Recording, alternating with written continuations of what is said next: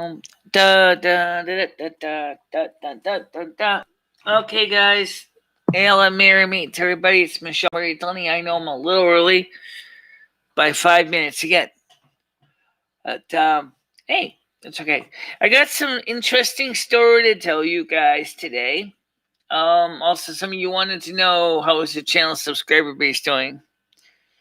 We lost about 13 people. We're down to 736 subs. So it was kind of funny. We lost 6 subs last night or something like that. Not sure why. But I think I have a hunch. Why? Let's talk about this. Okay? We're not going to be spending a lot of time on it. Number one, when my channel was going up was because the slapstick, the comedy, the humor, the bullshit, the pomp, the circumstance, and everything else, which does make sense, of course, in this day and age, is people want to know what people are doing to deal with this situation with 2020 being the clusterfuck of a year it has been, which it has been a major clusterfuck. So, yes, it does make sense that people would be walking away because the fact of the matter is that they didn't find too much comic relief on this channel. The tonight shows are the only one where we do any comedy, and I have been kind of sidetracked with other projects that are not so humorous. Okay. So let's see. I'm just looking here. Yeah, I know. My hair is kind of. I washed my hair already. You can see how much the real hair is growing in. You can see right here. That's how much my real hair is growing. This is my real hair. This is the brown hair piece. You can see how very distinctly different they are. Yeah. Oh well. I guess that's okay. If anything, that just shows how fast my hair has grown. And it blends in pretty well, so you really have to look really close to see it. So theoretically speaking, just retouch this brown again, and it would fix everything. Okay. So like I said, the problem is that the people that came here originally thinking this channel was gonna be for laughs didn't get what they wanted. They didn't get the laughs that much. They got a lot of frustrations, and like when we had Papan or Jennifer J or some of the people making jokes in the background, I don't think it helped any that I really wasn't quite in the mood to continue that tradition into the morning shows, and I still will not do that because the morning shows are times when I usually can talk to you guys at a little more mature level. When you're drinking your coffee or having your tea today, you can sit down and deal with the morning topics of interest, which is fine. You can have both kinds of shows. It doesn't matter. You don't have to have one that's all serious or all fun. You don't have to be all the same at all. I got a story to tell you guys. How you doing, MJ? I got a story to tell you. I mentioned yesterday the dream I had. So I thought I would go back and revisit the same dream. I was able to go back to the same dream, and it had an interesting twist to it. Now I had a clever idea. Why was everything so dark and dismal and rotten in the dream? Here's why. What was going on in the dream was there was this I don't know if it was a human or if it was or an alien or ET, whatever. But this person, to keep their youth, was stealing the life force of other creatures and humans.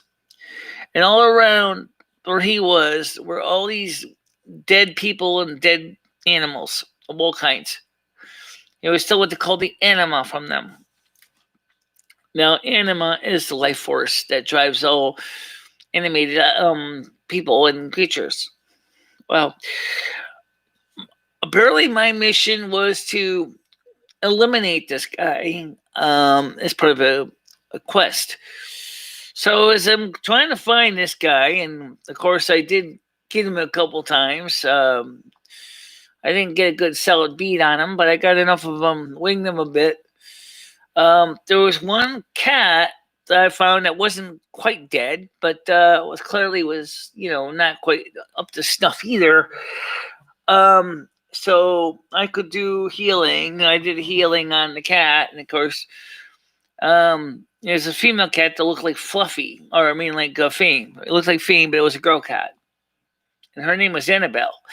And so Annabelle, of course, not only was very thankful that I gave her back some of her health and vitality, I said to her, "So now that you got your health and vitality back, you're free to go." She said, "No, I don't want to go. I want to hang out with you. I think you got questions, and I have questions. So okay, so as we're looking for this monster, because that's pretty much what he was. It was a vampire, right? In a sense, it was stealing energy from animals and people. And we started getting into a couple questions, like one. She said to me, "You're kind of strange." I said, "What is that?" Well, first of all, I didn't even really think of what my race was in the dream. I didn't even think about what it was. She says, "You're a blood elf and a shadow priest, and yet you're doing mission at Citadel for a druid." I said, "Well, just because you're a blood elf doesn't mean that you don't respect nature. And just because you're a shadow priest doesn't necessarily mean you want to harm either." And I said, "It's just like in the real world. Sometimes you have to make decisions based on compromises or whatever you need to do." And she says, "Exactly." And I said, "Well, what about you? How do you feel about this situation?" I mean, I said, "By the way," I said, "do you ever know what happened to Fame?" My other cat that I thought you were Fame. She said, "Oh yeah, I know Fame. He was about 2 years older than me. He crossed over. He's on the other side now. He'll be back again in a new life soon. Don't worry about that." I said, "Well, I'm glad to know he says, "So how did you get stuck here?" Just got here at the wrong time, wrong place, wrong time.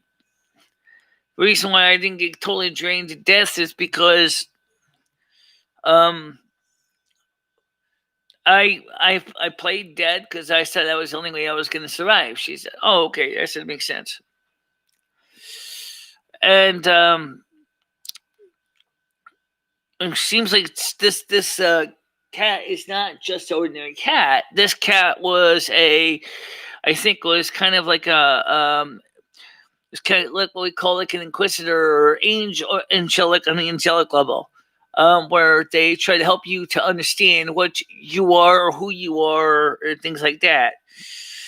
So we got into the discussion of my life purpose and also into a discussion on why I play a blood elf shadow priest in World of Warcraft and why I'm going to choose the Covenant of Night Fae and serving Arendelle. And I said, "Well, I only am a shadow priest because that's the easiest way to defeat an enemy. It's not what I'd rather be doing in real life." She said, "In real life," she said, "I see you more as a holy priest, not a person that does harm." How you doing, Becca? Long time no see. Please don't forget to put a like in the like chart, and please do resubscribe if you haven't done so. We are down to 736 subs. I don't know why, like I mentioned at the beginning of the show.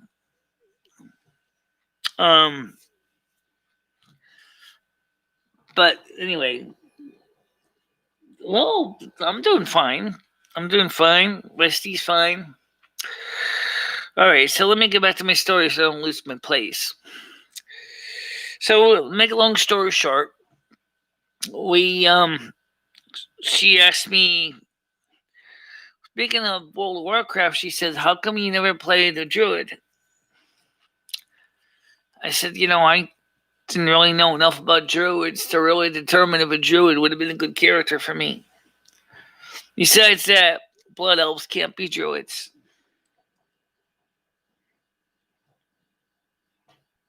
Right, thank you.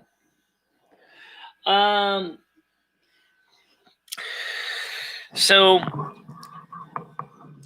she said, the main thing is, that's why she's still there. Come on, let's get still that place. Is if you wanted to be a blood elf, so in lacking the knowledge of being a druid, you chose not to be a druid.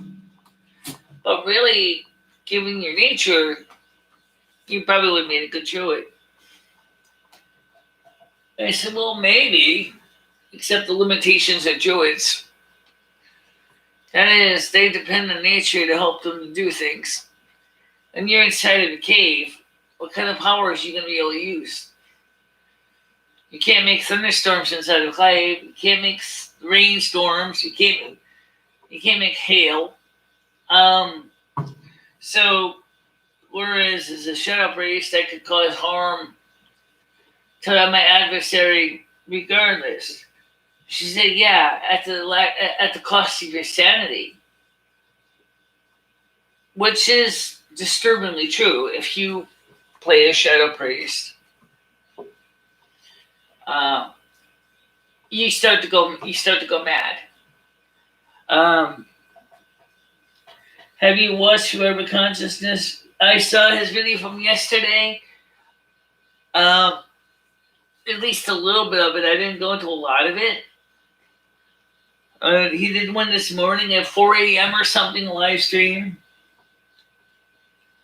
I don't know if you covered any of the topic I'm covering, but I know we all talked about the free will thing.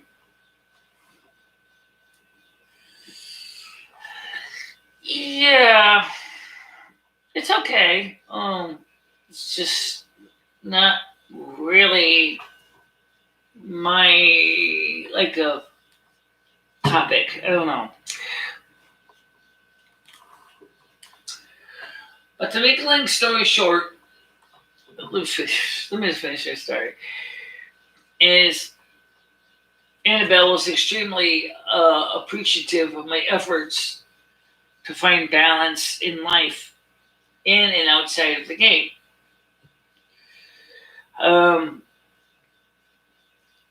She said, do you think people really understand that what your real physical limitations of your body? I said, I think most people don't really think about what it's like to have a busted, messed up knee and legally blind and partially deaf, and yet they do admire the fact that I'm, out there in real life and in the game, pulling mobs every day and doing chores every day.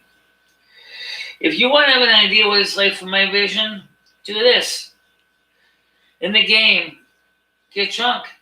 Watch your eyesight go whoop, right down the toilet to where it's all blurry. That's my real eyesight out of my right eye is. It's just like that.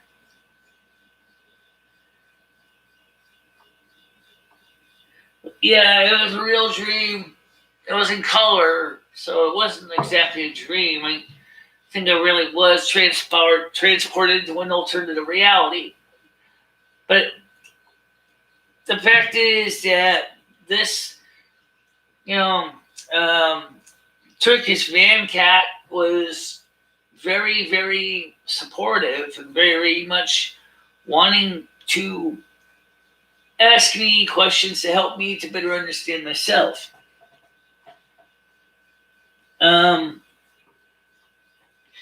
So like I said, people don't really have a clue anything about what I really do or how I see the world or anything. Now, by the way, bringing up the blind drunk thing or legally blind drunk thing, if you can visualize trying to read text screen chat while you're blind drunk to that level in the game, everything's a blur, all distance is a blur, and the only thing you can see is clearly like maybe in the first 3 inches from your face. That's That's my vision in the real world.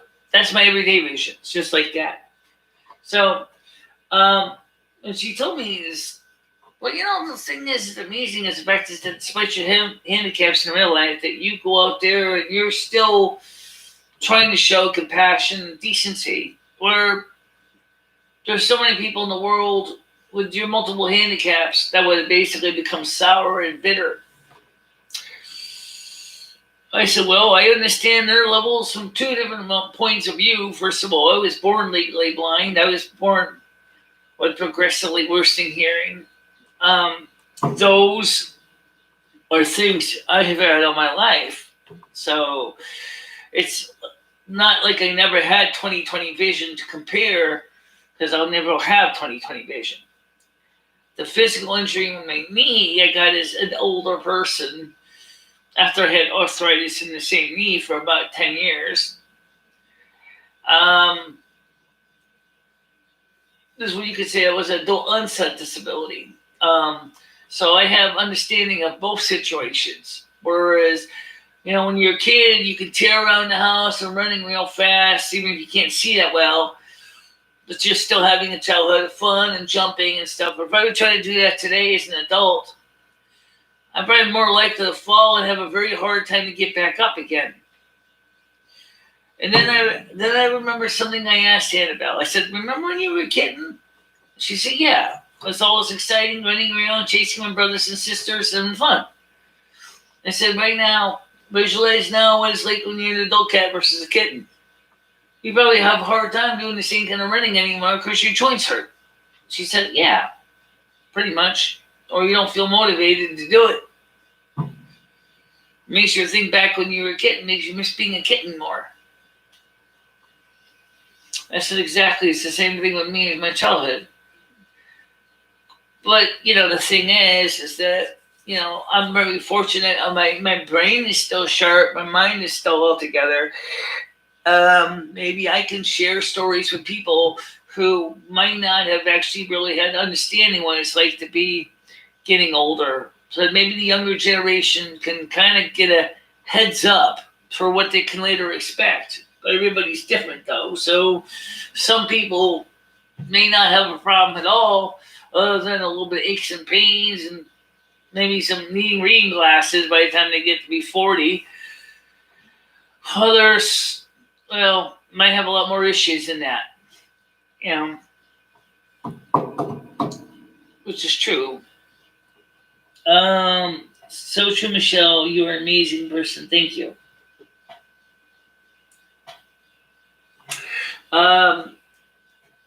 Like I said, I like to try to share things with people. So for those people that come onto my channel that subscribe only to hear me tell slapstick funny stories or deal with phone calls, when people are in phone calls and taking advantage of my hearing loss and things like that, it's kind of saddening. It's saddening. How you doing? Yeah, I saw your 4 a.m. show, FC. I don't know why you were doing the video at 4 in the morning. I didn't really get into it very long. Because I just came and checked my email, but then I checked to see what was going on real quick. And I wanted to ask you, I talked to Pop about this yesterday. I wanted to talk to you about it on the free will, which is, I've come to the conclusion that when we're on the other side, we rate our life charts and we put in a series of choices. And then when we come here, we forgot that we put those as choices. So then we think it's free will. When really it's multiple choices that we have put in from the beginning.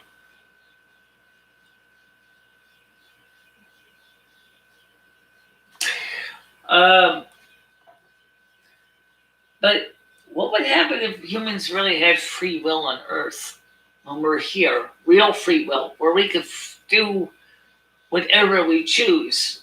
Would that possibly make things better or worse? Let's pass up to repercussions for your actions. Everything has repercussions on them. Good or bad.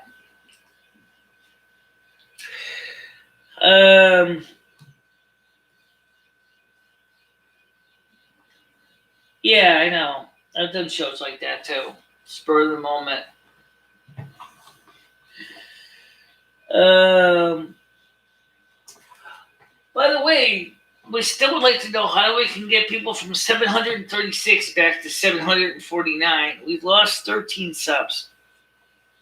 I'm not sure how I can find the kind of people that would want to watch the shows that much because we've changed the show a little bit.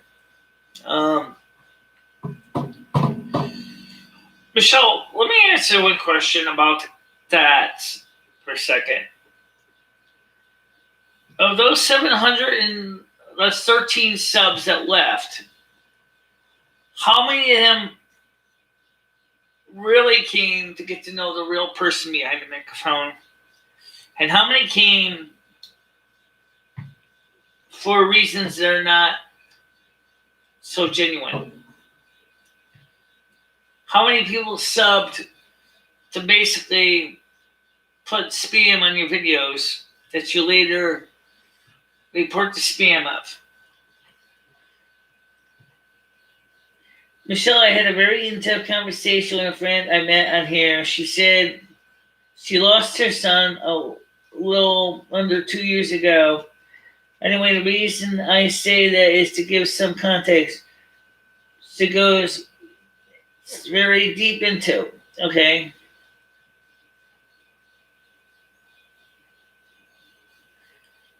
Okay, he's going to continue on the next line.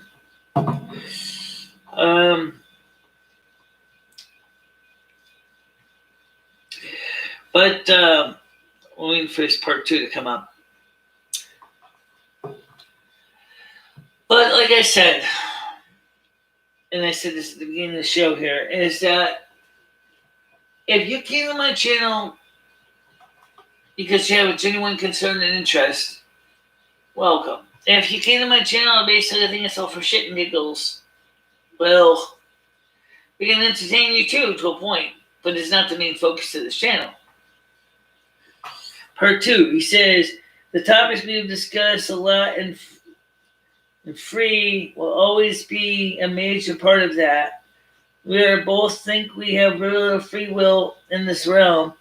Everything seems very scripted and all we do. Actually, I think we write our life charts before we come here, and we actually put those choices in the life charts along with the consequences of our actions are also in our life charts. Think of it like multiple choice. We can choose A, B, C, or D. Or we can choose E, which means we do nothing, which may have its own consequences for whatever circumstances we come up with. That means it would satisfy St. Augustine's free choice of the will, but also, okay, continues on here. Make choices and have the ability to make different paths. Those decisions still have a scripted path attached to them. So what's I'm saying? Michelle saying, everything has an antecedent possibility, like a flow chart, like a computer program. Every single choice you make is based on decisions, like using an if-then statement. Just using if-then-else statements. Okay, go on. So basically meaning that we have put our mapped out our charts, as you remember from writing them with me, where we would decide on all the possible choices that we can make ahead of time. Right. But that brings another question. Are our life charts necessarily totally independently written?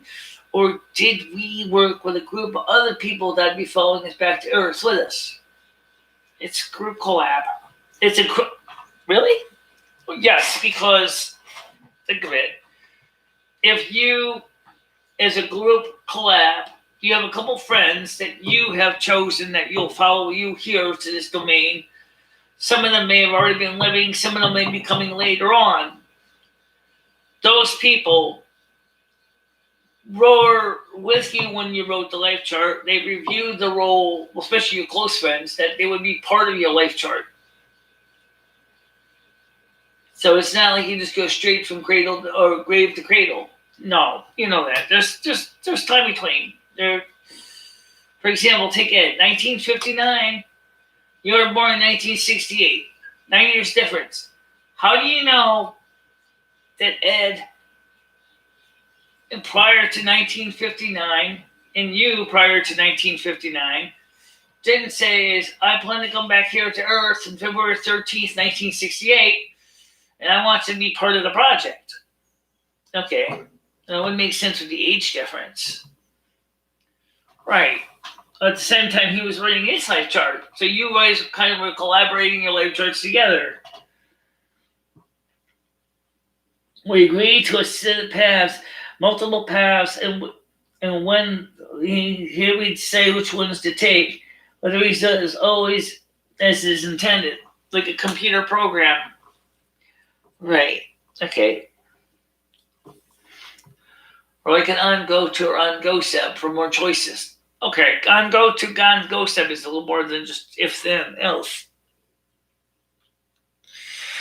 Yeah, for those of you who don't know basic, on-go tos or on-go steps means based on the choice result will determine which statement you're going to go to. So if to make it easy, 1, 2, 3, and 4, and let's say there's 4 on-go to or on-go steps. Actually, there could be 3, and that means it's fall through the 4th one on below, which is the fall through condition. I love having these types of conversations. It's so funny bringing up the free will thing because of free DC conversations I just had. You were meant to bring it up. I'll be doing a video on this. Could you do a video on the video I mentioned about Savannah Swinburner when she talks about free will? For those of you who didn't see it, you want to see it? It's not that long. I'm going to play to the itty bitty good parts of it from Shadowlands. She was the one who actually kind of inspired me to rediscuss it. Good old Savannah Swinburner. The monster you hate at the list price. Is she really a monster, though? She's an egomaniac, and your mouse is not working. Oh, it's still there. I just can't find it. Slow down and look for it. No, really, I can't find it. Wow, that's great. The mouse cursor is missing. Well, where did it go? I have no idea. Mouse is still registering. Yeah, mouse is still registering, but it's just not rolling. Well, let's try rebooting the mouse. See if that works. Yeah, I hate when a computer does that. Which mouse is it on?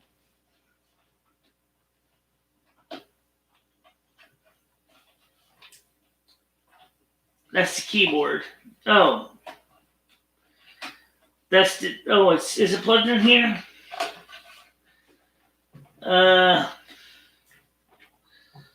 Or don't unplug it, Michelle. You might accidentally unplug the monitor by mistake, and then you'll be knocked off for sure. All right. So anyway, the point is that that's a great question. I just don't know the answer to it. Oh, there it is. Okay. Let's go find the video that Lumi and I are talking about. You gotta get some more can't see eye drops soon. Yeah, I do. All right.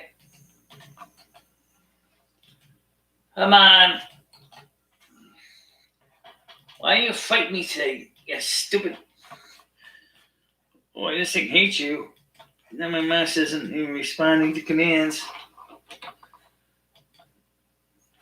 Well, you found it back anyway.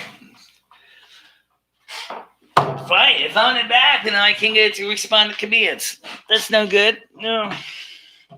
So let's see if I can find out where is the mouse. Make sure I plug the right wire.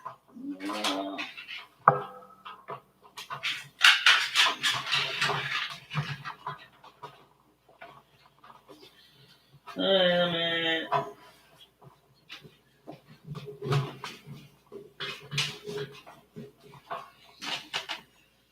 You got some pretty hot heat coming out of the back of this computer. Yeah, I know. Oops. That's the other monitor.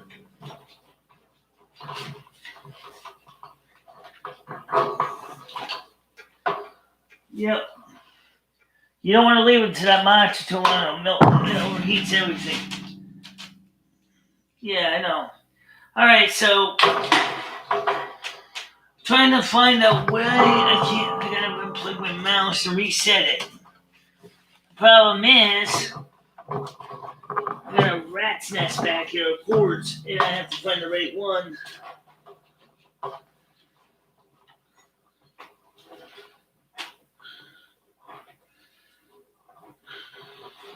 That's the camera, Michelle. Is it? Yeah. That's the. Oh.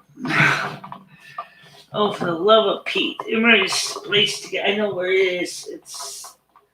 Alright. Let's see.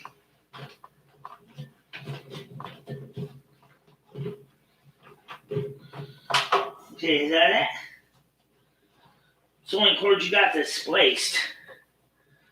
Yeah, but I don't want to unplug the wrong cord. Well, this is it. Alright.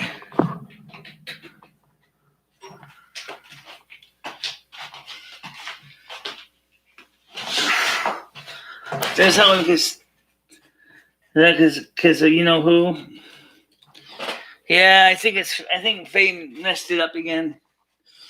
Oh God. See, you can't even change windows. Now with that mouse. Oh, I know. Go get the other mouse. The other mouse in the other room. The optical one? Yeah. Let's get that one.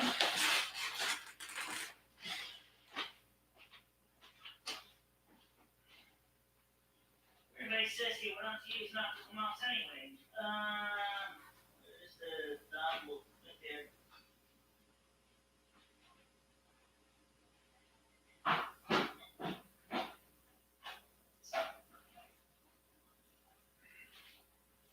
Alright. So let me plug in the optical mouse. Cordless optical mouse. Because I can't reset the computer right now because I'm live, so I'll just plug this back in here.